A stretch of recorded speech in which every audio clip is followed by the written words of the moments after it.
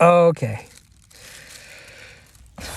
So the Lord's been telling me that out of everybody who's really given the devil a big ass whooping, and I'm talking about, I'm going to tell you the one person throughout history who's given the devil probably the biggest ass whooping other than the day Jesus Christ was raised from the dead and sat at this. I mean, I'm just telling you, there's one person in the world right now that's jacking the devil up so bad, and it's Donald Trump. I'm just saying, if you were like, let's say you're a drug dealer in Washington, D.C., guess what? You're out of business. Devil, you're out of business. Let's say you were like just any level criminal in like D.C. or any of these other cities. And then if you think about, what if you were trafficking drugs across the U.S.-Mexico border? All those people are really pissed off, and the devil, it's the devil. God is rebuking the devil. That's why some people hate Donald Trump so much that they go, they get all freaky. Because it's a devil in them that's like pissed off. Some evil spirit that just found out that Abrego Garcia is getting deported to Nigeria or whatever it was. I'm just saying. It's crazy. Anyway, oh yeah, so Donald Trump is giving the devil the biggest ass whooping. Dude, you have no idea the ass whooping that the devil is getting right now because of the laws and just enforcing the laws. It's crazy. Yeah. Anyway.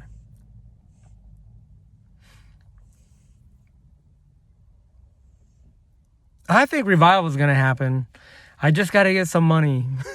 See, here's why I need money, okay? And I can't start a ministry by trying to go in underneath the pastor. Because the minute I start operating by the power of God, the pastors start to get jealous and shut me down. That's happened a bunch of times. And like one time, I was at a ministry, and like people started coming from other places because they heard there's a prophet. We heard there's a prophet here. And the pastor's like, because it was me, it wasn't him, you know? I remember, dang.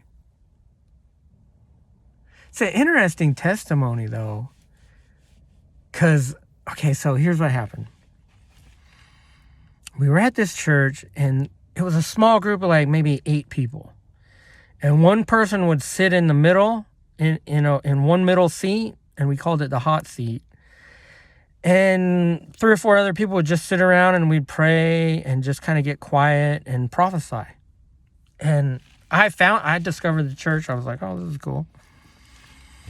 And then I started God just caused me to go operational. I mean, like people would come in, they'd sit in the hot seat, and I'd be like telling them everything that God was saying. And then I'd get quiet, and it'd be quiet for a moment. And then I point at the lady next to me and say, the Lord just gave you a vision. Speak the vision that God gave you. And then the lady's like, oh, I guess he did, but I did. But okay. And then she started speaking her vision. We were quiet long enough, but she was being really polite, not wanting to walk in and not knowing why she just saw a vision. You know, I was like, lady, share your vision. And she's like, oh, I saw this. And what I'm saying is I kind of like helped people in their gifting too. That's what really God was using me to do.